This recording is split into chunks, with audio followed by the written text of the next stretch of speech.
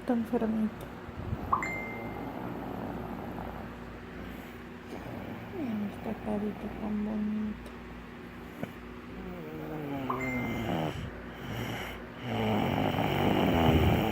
Porque ronquidos de macho macho.